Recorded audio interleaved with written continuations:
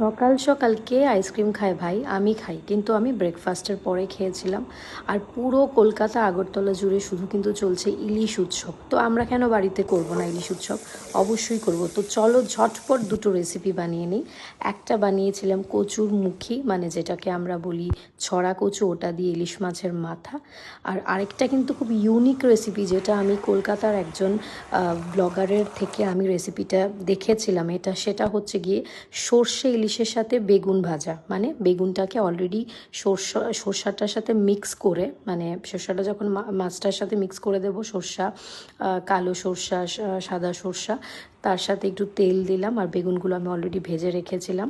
তারপর কিন্তু এটা যখন মোটামুটি ম্যারিনেট হয়ে এলো, আমি কড়াইয়ের মধ্যে তেল দিয়ে কিন্তু বসিয়ে দিয়েছি মাছটা। আর আরেক সাইডে কিন্তু আমি ছড়াটাও দিয়ে দিয়েছিলাম। একটা দারুণ রেসিপি।